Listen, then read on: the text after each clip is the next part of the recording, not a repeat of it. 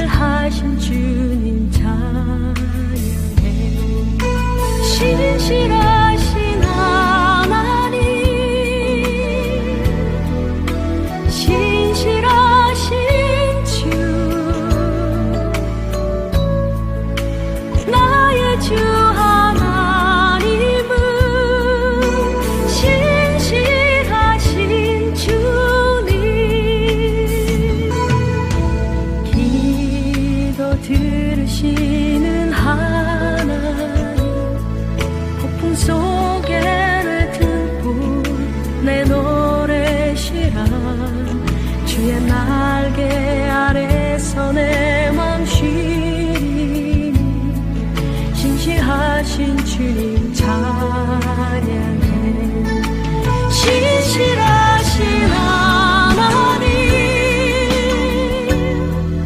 신실하신 주, 나의 주 하나님은 신실하신 주님.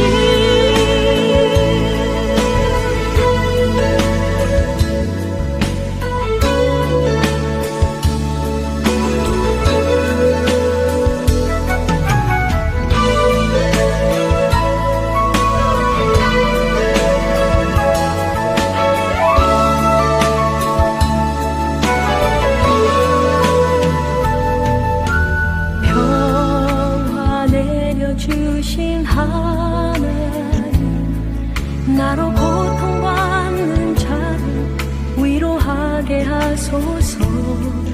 나의 평생에 주의 사랑을 전하리. 신실하신 주님 찬양해. 신실하신 하나님, 신실하신 주, 나의 주 하나님은 신실하신 주님. 신실하신 하나님, 신실하신 주, 나의 주 하나님은 신실하신 주님. 신실하신 하나님, 신실하신 주, 나의 주 하나님은 신실하신 주님. 신실하신 하나님, 신실하신 주, 나의 주 하나님은 신실하신 주님.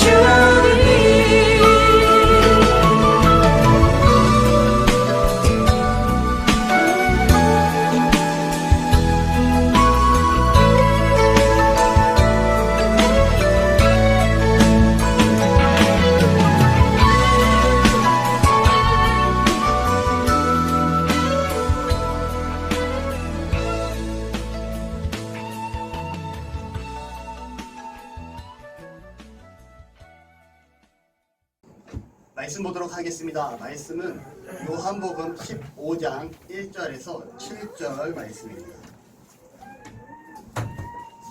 말씀은 요한복음 15장 1절에서 7절 말씀입니다. 요한복음 15장 1절에서 7절 말씀, 저와 함께 한 목소리로 합독해서 읽도록 하겠습니다. 나는 참 포도나무요, 내 아버지는 농부라. 물은 내게 붙어있어 열매를 맺지 아니하는 가지는 아버지께서 그것을 제거해 버리시고, 물은 열매를 맺는 가지는 더 열매를 맺게 하려 하여 그것을 깨끗하게 하시느니라. 너희는 내가 일러준 말로 이미 깨끗하여졌으니 내 안에 거하라. 나도 너희 안에 거하리라. 가지가 포도나무에 붙어 있지 아니하면 스스로 열매를 맺을 수 없음 같이 너희도 내 안에 있지 아니하면 그러하리라. 나는 포도나무요 너희는 가지라. 그가 내 안에 내가 그 안에 거하면 사람이 열매를 많이 맺나니 나를 떠나서는 너희가 아무것도 할 수 없음이라. 사람이 내 안에 거하지 아니하면 가지처럼 밖에 버려져 마르나니 사람들이 그것을 모아다가 불에 던져 사르느니라. 너희가 내 안에 거하고 내 말이 너희 안에 거하면 무엇이든지 원하는 대로 구하라. 그리하면 이루리라. 아멘. 오늘 말씀 제목은 우리의 본분은입니다. 본분이란 국어사전을 찾아보니까 본래 가지는 신분이라고 하죠. 이 말씀에 대해서 제목을 가지고 함께 나누고자 합니다. 코로나19로 인해서 여기저기서 고통과 힘듦의 소식이 들려오고 있습니다. 어떤 누구는 사업이 너무 힘들다. 어떤 누구는 영업을 해야 되는데 사람을 만날 수가 없다. 어떤 누구는 학원을 가르쳐서 학생들을 가르쳐야 되는데 학생들이 오지를 않는다. 정말 어렵고 힘든 시기이네요. 그런데 또 지난주에는 정부의 정책이 하나 발표가 됐습니다. 교회를 향한 정책이었는데 이 정책으로 인해서 교회 안에서도 말이 많은 한 주간이었던 것 같아요. 한쪽에서는 이건 정부의 엄연한 교회에 대한 핍박이다 라고 얘기를 하고요. 또 한쪽에서는 아니다, 이건 교회가 이 시기에 책임을 다해야 된다 라고 말을 해서 이분화된 모습을 보이기도 했습니다. 저희 가까운 목사님들도 SNS에 자신들의 글을 통해서 자신의 입장을 표명을 하고 그 안에서 설전을 하는 걸 정말 설전이더라고요. 각자의 논리가 너무나 타당해요. 어느 누구도 맞다 틀리다 할 수 없는 자신의 의견을 어필하는 걸 볼 수가 있었습니다. 이런 혼란의 시기에 과연 성경은 우리에게 어떻게 말씀하고 있을까요? 코로나19라고 하는 이 혼란스러운 시기에 성경은 과연 어떻게 말할까요? 국내 발생지 근원을 보면요, 교회에서 발생된 확진자 전체를 봤을 때 교회는 정말 소수입니다. 전체 확진자 수를 봤을 때 교회에서 발생된 확진자는 정말 조금이에요. 그러면 정부는 정말 교회를 타겟으로 삼고 핍박을 한다고 판단이 되어질 수도 있을 것 같습니다. 근데 또 역으로 보면 교회를 통해서 또 코로나가 확산되고 있다는 사실도 우리는 부정할 수 없다는 거죠. 교회가 코로나19의 확산의 연결고리가 아니다 라고 말할 수 없는 시기이기도 합니다. 과연 이러한 시국에 우리 그리스도인들은 어떠한 자세와 모습을 갖추려야 하냐? 우리의 자세는 장로교회의 기본 틀을 만들었던 칼빈은 이렇게 얘기합니다. 그의 책인 기독교 강요 4권 29에서 바울이 기록한 로마서 11장 1절에서 7절 말씀을 빗대어서 이렇게 얘기합니다. 뭐라고 말을 하냐면 국가의 통치는 국민을 위해서 해야 하고 국민은 국가의 통치에 순종해야 하고 더 나아가 통치자의 권력은 하나님으로부터 나왔기 때문에 통치자의 잘못된 행동과 판단, 그에 따른 지시는 하나님께서 책임지실 것이다 라고 얘기를 하죠. 그리고 더 나아가서 우리는 그러한 국가의 지도자를 위해서 기도해야 함이 마땅하다 라고 칼빈은 얘기를 합니다. 근데 여기서 한 가지를 더 강조를 해요. 그 강조 내용은 뭐냐? 이 통치자가 하나님 앞에서 살아가는 믿음의 행위를 방해한다라고 하면 그거는 하나님으로부터 온 권위를 포기한 행위이기 때문에 순종할 수 없다라고 칼빈은 기독교 강요에서 이렇게 얘기를 하고 있죠. 그럼 다시금 여쭤볼게요. 과연 지금 이 시기에 교회의 모습은 어떠해야 되나? 비난일까요? 아니면 우리가 책임이 있기 때문에 우리가 같이 이 고통을 감수해야 되나? 정답은 없습니다. 맞고 틀리고를 떠나서 우리는 하나님께서 교회에게 원하시는 모습이 무엇인지, 무엇을 하기를 원하시는지 교회의 본질을 찾는 은혜가 있어야 될 줄로 믿습니다. 다시 말씀드리면 맞다 틀리다를 논쟁하고 싸우기보단 정말 오늘 설교의 제목처럼 우리의 본질이 무엇인가, 우리의 본분이 무엇인가, 교회의 본질과 본분이 무엇인가, 우리 성도의 본질과 본분이 무엇인가를 우리가 말씀을 통해서 함께 나누고자 합니다. 오늘 본문 말씀에 보면 우리가 너무나도 잘 알고 있는 포도나무의 비유를 볼 수가 있어요. 이건 정말 어릴 때부터 들어왔던 수많은 설교의 제목으로 들렸던 말씀입니다. 이 비유를 말씀을 하시게 된 배경은 이렇습니다. 예수님이 제자들과 마지막으로 식사를 하죠. 레오나르도 다빈치가 그렸던 최후의 만찬이 이 식사의 배경입니다. 그리고 성찬식의 기본 토대가 되는 말씀이기도 하죠. 부분이기도 합니다. 그리고 나서 이스라엘 하나님께서 예수님께서는 이 제자들의 발을 닦아주시기 시작해요. 세족식이라고 하죠. 그러면서 첫 번째 고별 설교를 하게 됩니다. 그 내용이 지난 6월 7일날 제가 말씀으로 나누었던 14장 너희는 근심하지 말라라는 제목의 말씀이에요. 그리고 나서 이 말씀이 끝나신 이후에 예수님께서 제자들과 질문을 답변을 나누십니다. 서로 의견을 조율하면서 질문하고 답변하신 후에 오늘 15장의 말씀 포도나무의 비유를 두 번째 고별 설교를 하시는 모습을 볼 수가 있다는 거죠. 예수님의 말씀에 나는 참 포도나무요 내 아버지는 농부다 라고 말씀을 하시고 계세요. 근데 예수님이 이 말씀을 하시게 된 배경을 우리가 알아야 될 이유가 있습니다. 이 역사적인 배경이 무엇이냐면 구약 성경에 보면 이스라엘 백성을 종종 포도나무로 비유를 하고 있다는 거죠. 이사야 5장 1절에서 7절 내용을 보면요. 하나님께서 한 포도 농부가 극상품 포도나무를 농장에다 심습니다. 그리고 정말 성실성의껏 이 포도나무를 가꿔요.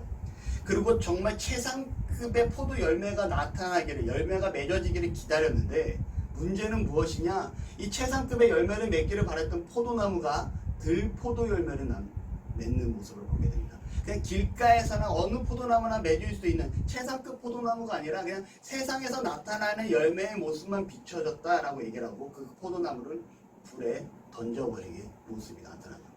그러면서 뭐라고 얘기하냐? 7절에는 포도원은 이스라엘 족속이다 라고 정확하게 찝어서 얘기를 해줍니다. 다시 말하면 하나님께서 예수님께서 내가 포도나무다 라고 말씀하신 이유는 구약시대에 실패한 이스라엘 백성, 포도나무로서 좋은 열매를 맺기를 바랬던 이스라엘 민족이 좋은 열매를 맺지 못하자 이제 예수님이 이 땅에 오셔서 내가 이런 진짜로 포도나무의 역할을 보여줄게 라고 지금 말씀하고 계시는 거예요. 그러면서 예수님께서 뭐라고 말씀하십니까? 더 나아가서 본인이 참 포도나무다. 일반 포도나무가 아니라 내가 정말 참된 포도나무다 라고 말씀을 하고 계시다라는 거죠. 여러분 여기에서 우리는 이스라엘 모습에서 우리의 모습을 보게 됩니다. 하나님께서는요 우리가 포도나무로서 세상 가운데 좋은 열매 맺기를 기대하고 있었다라는 거예요. 좋은 열매 맺기를 기대했는데 문제는 무엇입니까? 하나님께서 맺기를 바랐던 우리의 삶의 모습이 열매는커녕 정말 하나님 앞에 세상 가운데 정말 드러나지 못하는 정말 여전히 죄 가운데 머물러 있는 모습을 보여줬다라는 거예요. 우리가 변명할 수 있을 것 같습니다. 하나님, 저희도 말씀을 듣습니다. 저희도 말씀을 배워서 알고 있고요. 저희도 좋은 열매를 맺어야 함을 알고 있습니다. 하지만 세상이라는 곳이 세상에서 살아가는 우리 모습이 하나님 말씀대로 사는 것이 쉽지 않다라는 겁니다 라고 반문할 수 있을 것 같아요. 소외되고 어려운 사람을 도와야 됨을 알고 있어요. 신앙생활을 해야 되는 신앙의 생활을 하면서 물질을 또한 하나님께 드려야 됨을 알고 있습니다. 우리가 거룩한 삶을 살아야 됨을 알고 있습니다. 하지만 우리가 그런 삶을 사는 게 쉽지 않다라는 거죠 라고 반문할 수 있다라는 거죠. 당장 내게 주어진 30만 원이 있습니다. 근데 이 30만 원이 내가 하나님께 드려야 될 11조가 30만 원인데 내 가정에 지금 당장 들어가야 될 생활비가 30만 원이라는 거예요. 어떻게 해야 할까요? 고민이 됩니다. 밤새 야근을 하고 집에 왔는데 잠깐이라도 눈을 붙이고 싶은데 시간을 보니까 예배를 드릴 시간이에요. 교회를 가야 돼요. 어떻게 해야 될까요? 예배를 드리러 가야 될까요? 나의 지친 몸을 위해서 잠깐 휴식을 취해줘야 될까요?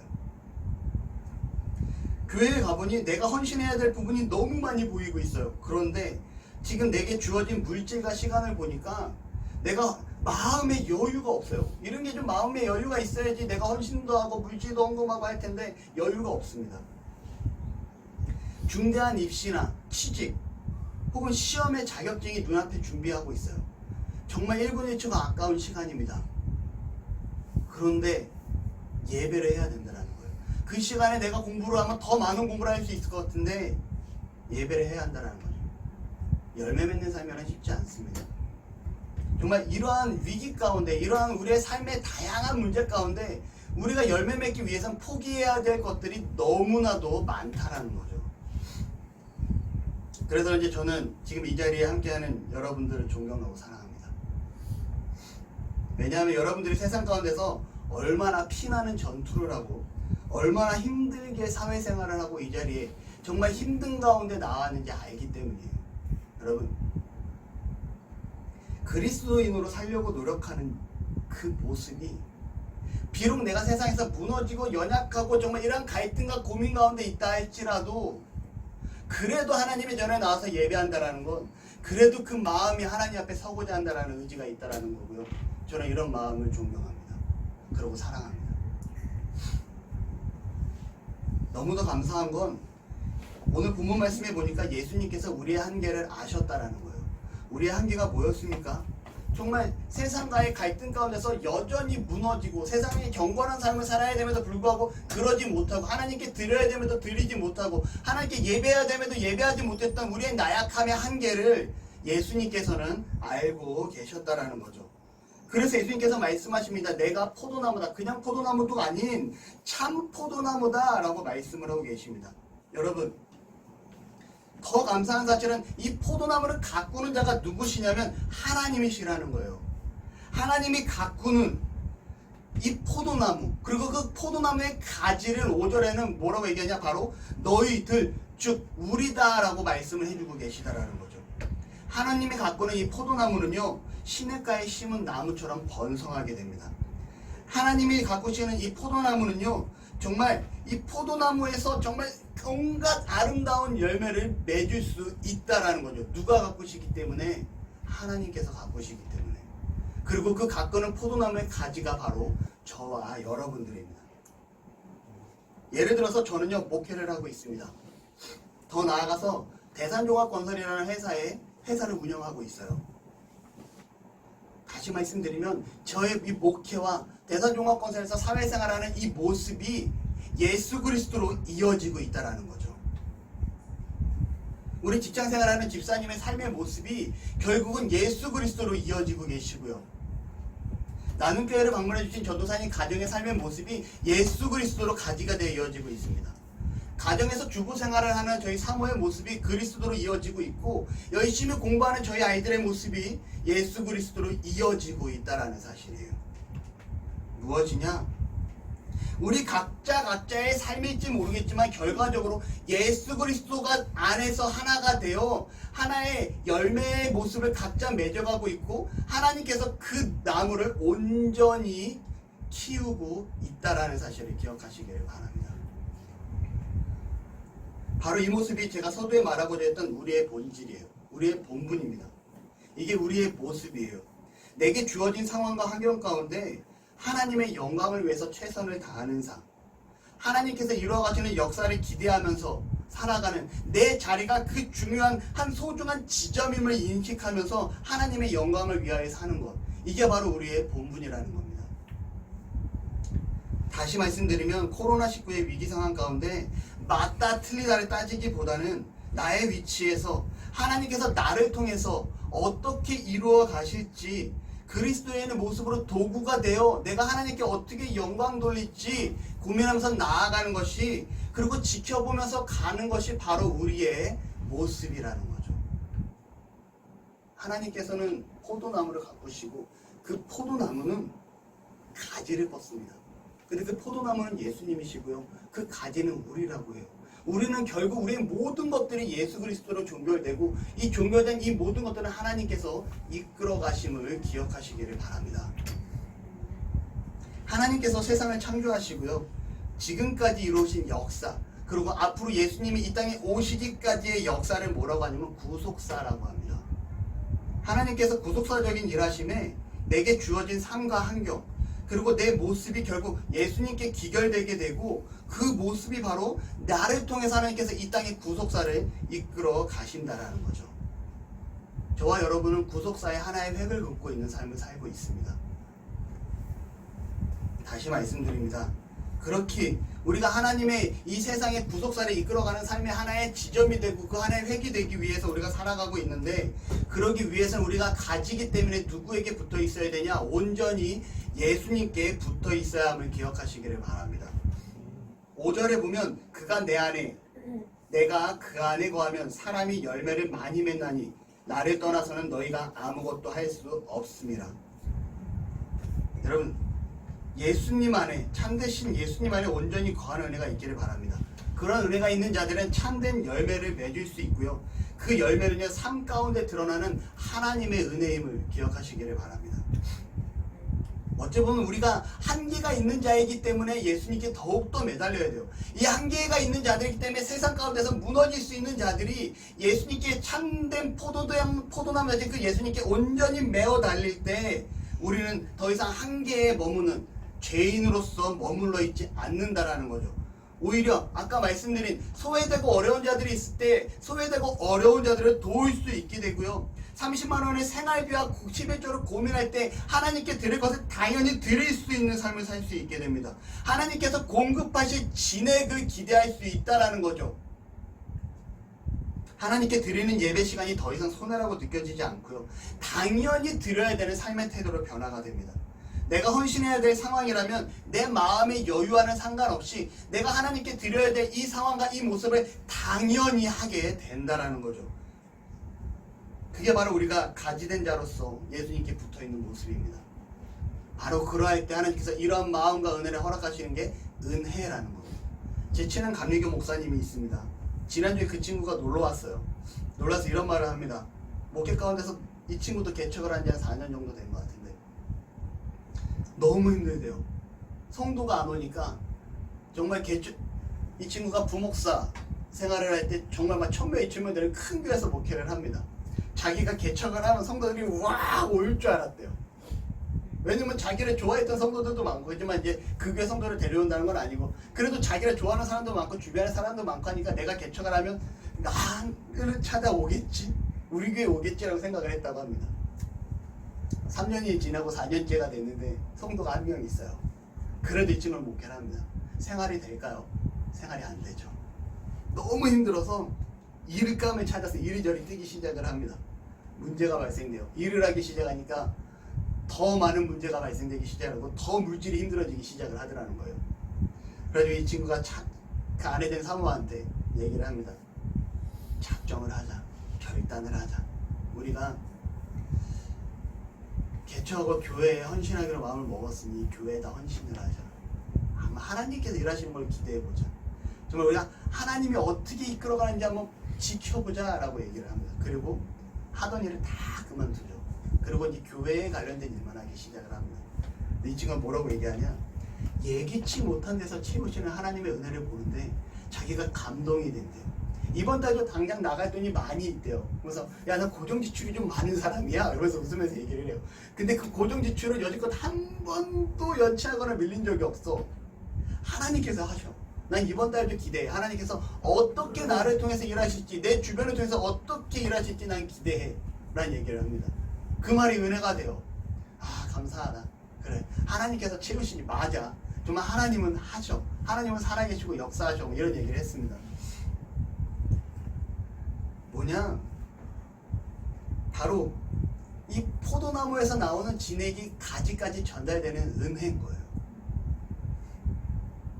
예수님께 온전히 붙어있을 때 그 진액이 우리에게 주어지는 겁니다. 신앙과 물질 사이에서 하는 고민이 더 이상 신앙을 힘들게 하지 아니하는, 그냥 당연히 내가 하나님의 일을 선택하는 은혜가 있게 된다는 거죠. 죄인된 삶에서 이 참패라는 인생이 거룩한 삶으로, 승리의 인생으로 바뀌게 됩니다. 왜냐하면 농부 대신 하나님께서 열매 맺을 수 있게끔 우리를 갖고가 주시기 때문에 그래요. 예수님께 온전히 붙어 있기를 바랍니다. 아멘. 그런데 6절에 보니까 붙어 있지 않으면 어떻게 되냐, 사람이 내 안에 거하지 않으면 가지처럼 밖에 버려져 마르나니 사람들이 그것을 모아다가 불에 던져 사라집니다. 예수님 앞에 가지로서 선택이 되어졌지만 예수님 앞에 온전히 거하지 아니하는 그 가지는 결론적으로 어떻게 하게 버리냐, 잘라버린 가지는 말린 후에 불에 태운다라고 얘기합니다. 우리는 삶에 온전히 하나님을 기억하는 자들이 되기를 바라요. 이 말은 뭐냐면 나의 생각과 나의 행동과 나의 모든 것이 다 하나님 위주로 움직여지기를 바랍니다. 내가 하는 선행이 그냥 내가 착하기 때문에 선행을 하는 것이 아니라 하나님께서 하라 하셨기 때문에 내가 선행을 하는 자가 되기를 바라요. 내가 드리는 이 헌금이 내가 돈이 있고 잘나서 드리는 헌금이 아니라 하나님께서 하라는 헌금이기 때문에 드리는 자가 되시기를 바랍니다. 나의 모든 생각과 나의 모든 행각과 나의 모든 것들이 삶의 모든 것들이 정말 하나님 중심으로 이루어지는 은혜가 있어야 돼요. 이 하나님 중심으로 이루어지지 않았을 때 바로 버려져 불사라지는 가지가 된다는 거예요. 하나님 중심으로 생각하시기를 바랍니다. 그러면 우리가 온전한 열매를 맺기 위해서 예수님께 붙어 있어야 되는데 잘라서 버려지는 가지가 되지 않아야 하는데 우리는 예수님께서 친절하게도 그 방법을 가르쳐주고 계세요. 어떻게 말씀해 주시고 계시냐? 내 말이 너희 안에 거하면이라고 말씀하십니다. 여러분, 말씀을 가까이 하시는 자들이 되시기를 바라요. 우리가 온전히 가지로 서기 위해서는 하나님의 말씀을 온전히 붙들어야 됨을 기억하시기를 바랍니다. 말씀이 빠진 열심은요, 장님이 길을 인도하는 것과 같고요. 우리 속담에 의하면 선무당이 사람을 잡는다 그러죠. 모르는 사람이 막 저거 한다면 잘못된다고 얘기하잖아요. 말씀이 없는 사람이 교회에서 내는 열심은 더욱더 큰 위협을 빠뜨릴 수가 있습니다. 지난주 말씀이 말씀의 예배 가운데 드려지는 말씀에 관한 설교였는데 말씀을 가까이 하고 사명을 가지는 예배에 최선을 다하는 저와 여러분이 되시기를 바랍니다. 그리고 우리 나누께서 실천하는 말씀 읽기 진짜 매일같이 성경 한 장이라도 많은 양이 아니거든요. 이 한 장을 꼬박꼬박 읽으면서 그 말씀을 묵상하는 은혜가 있기를 바라요. 그리고 하나님의 말씀을 나누는 이 일을 기뻐하는 자들이 되시기를 바랍니다. 우리가 하나님의 말씀을 떠나서는 그리스도인이라고 말할 수 없어요. 말씀이 빠진 열심은 그냥 내 개인적인 열심이지 내 말씀이 중심되지 아니한 삶의 모든 근거는 무의미한 그냥 내 자기 열심임을 기억하시기를 바랍니다. 지난주에 제가 저희 회사 직원과 대화를 해요. 무슨 말을 하냐면 야, 하나님의 은혜가 우리나라에 정말 크게 임하고 있는 거 알아? 그러니까 무슨 말이야? 친구예요. 중학교 동창입니다. 직원이. 무슨 말이야? 야, 지금 중국도 그렇고 일본도 그렇고 비 때문에 난리가 났어. 뉴스는 봤지? 야, 너 구름 사진 봤냐? 위성 사진 봤어요. 왜? 정말 위성 사진 혹시 보셨나요, 전사님? 상을 보셨죠? 정말 중국과 일본을 거쳐서 비구름이 가득 형성되어 있고 이게 갈고리처럼 모양이 이렇게 올라와 있습니다. 너무나 재밌는 건 이 갈고리 올라온 요 사이에 대한민국이 있어요. 정말 신기한 비구름 모양입니다. 아니 항상 비구름이 이렇게 휘몰아치잖아요. 근데 왜 갈고리가 있어서 일본을 덮쳤는데 그 사이에는 대한민국의 비구름이 하나도 없어요. 지난주에 중국과 일본은 엄청난 비로 인해서 엄청난 손실과 정말 재난에 가까운 일을 당했습니다. 근데 우리나라는 어떻습니까? 정말 하나님께서 보호하사 정말 덥긴 했지만 그래도 안전한 가운데 있었다라는 거죠. 제가 그 얘기를 합니다. 야, 그게 그 친구 같은 직원이 아니 뭐 그냥 그럴 수도 있겠지. 너무 갖다 붙이는 거 아니야? 이게 어떻게 갖다 붙이는 거야? 하나님의 은혜지. 야, 너 한번 생각해 볼래? 한강의 기적이라고 하잖아. 이게 정말 한강의 기적이 한강이 있어서 만들어진 기적이냐? 그래.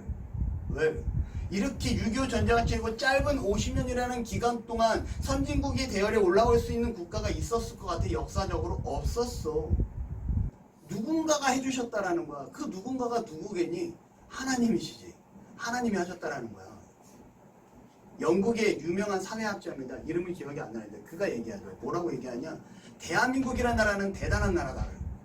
왜 대단한 나라냐? 정말 민주주의라는 꽃을 피우기 위해서는 자기 그 영국은 100년이 훨씬 넘는 역사를 가지고 준비하고 실패를 거듭하면서 지금의 민주주의를 이렇게 했는데 이 대한민국이라는 나라는 정말 전쟁의 위기를 겪고 식민지의 위기를 겪고 정말 그 민주주의라는 50년도 안 된 역사 가운데 지금의 민주주의를 꽃피웠다라는 거예요. 우리는 우리나라 정치가 뭐 민주주의가 이게 무슨 민주주의냐 막 이런 얘기를 하지만 해외에서 바라봤을 때 그 짧은 역사를 갖고 있는 민주주의 국가가 이만큼 성장했다라는 건 대단하다라고 평가를 하더라고요. 그러면 이 나라가 그만큼 성장할 수 있게 된 계기가 어디 있냐? 물론 하나님 은혜다. 민족성을 가지고 얘기할 수 있을까? 모든 민족성으로 다 해소할 수 있을까? 아니야. 이건 은혜인 거야. 하나님께서 이 나라에 함께 하신 거야. 이 나라가 전 세계적으로 해외 선교에 몇 위 하시는지 아십니까? 차효주 어린이. 우리나라가 해외 선교를 전 세계에서 몇 위 할 것 같아요? 2위? 몇 위? 2위? 2위? 어떻게 알았어? 아 나도 그거 아직도 그 생각했어요? 1위가 미국입니다. 그리고 2위가 대한민국이에요. 그만큼 선교에 앞장서고 있습니다. 기독교 역사가 120년밖에 안 된 짧은 국가예요. 그런 국가가 지금 세계 선교의 2위를 하고 있어요. 선교하는 데 있어서. 그런데 가만히 한번 생각해 보자고요.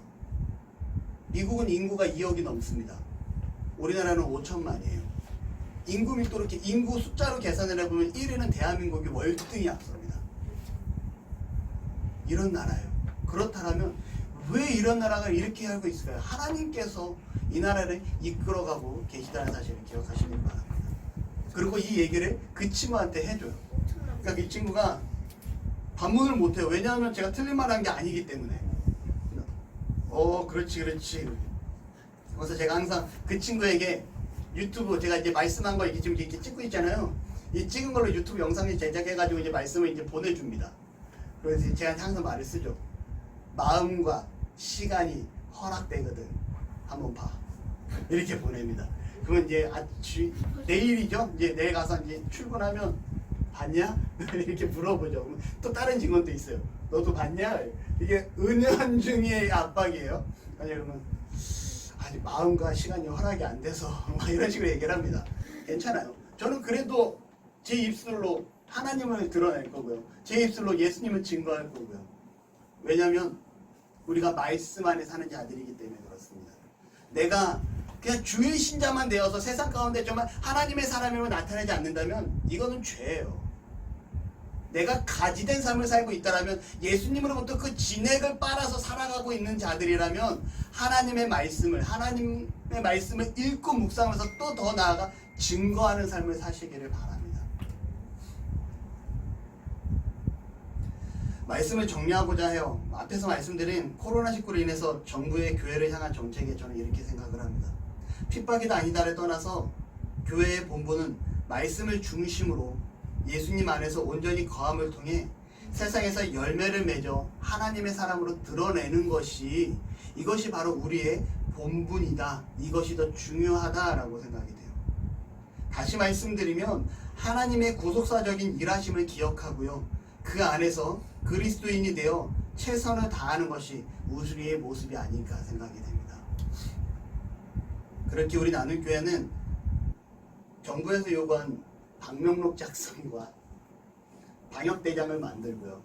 그리고 작은 교회지만 그래도 사회적 거리두기를 위해서 조금이나마 이렇게 떨어져서 예배를 하고자 합니다. 그리고 다음 주부터는 주일학교 아이들도 예배를 구글 미시라는 어플을 통해서 온라인 예배를 드리려고 해요. 어려운 시기에 말씀을 읽고 예배하면서 승리할 수 있는 하나님의 사람으로서 온전히 드러날 수 있는 저와 여러분에게 은혜가 있기를 바랍니다. 기도하시겠습니다. 할렐루야. 하나님 감사합니다. 우리를 사랑하시고 이렇게 포도나무의 비유를 통하여 우리가 하나님의 사람으로서 어떻게 살아가야 되는지 말씀을 통해 나누게 하시니 그 사랑 참으로 감사드립니다. 하나님 정말 우리의 삶이 정말 하나님께서 이끄시는 그 삶 가운데 정말 우리가 그 예수님의 은혜로 말미암아 정말 세상의 빛과 소금으로서 드러나게 하시고 온전히 예수 안에 거하는 말씀과 함께하는 삶을 살아갈 수 있도록 주께서 축복하시고 함께하여 주옵소서. 감사드리며 예수님의 이름으로 기도드립니다. 아멘.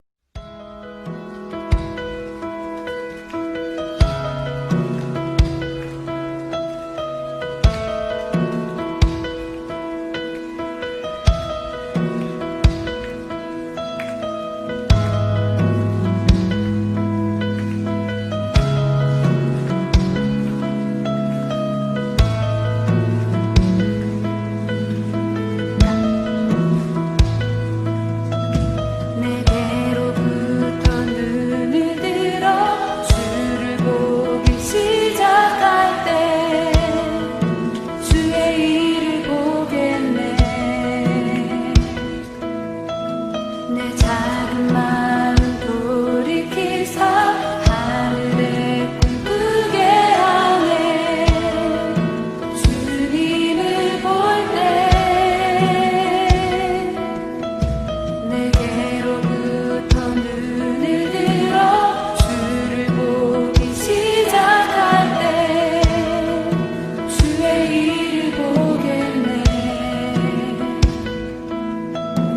내 작은 마음 돌이켜서 하늘의 꿈꾸게 하네.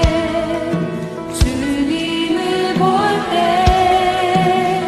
모든 시선을 주님께 드리고 살아계신 하나님을 느낄 때 내 삶은 주의 역사가 되고 하나님이 일하기 시작하네.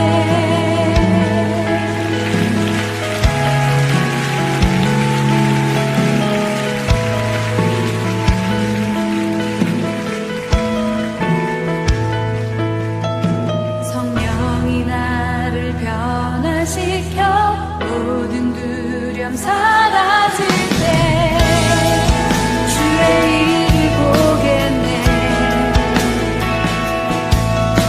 황폐한 땅 한가운데서 주님만을 알게 되리. 주님을 볼 때 모든 시선을 주님께 드리고 살아계신 하나님을 느낄 때 내 삶은 주의 역사가 되고 하나님이 일하기 시작하네. 모든 시선을 주님께 드리고 살아계신 하나님을 느낄 때 내 삶은 주의 역사가 되고 하나님이 일하기 시작하네. 모든 시선을 주님께 드리고 정리하신 하나님을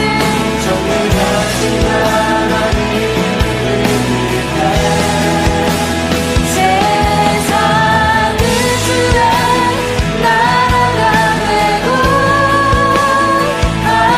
하나님이 일하기 시작하네.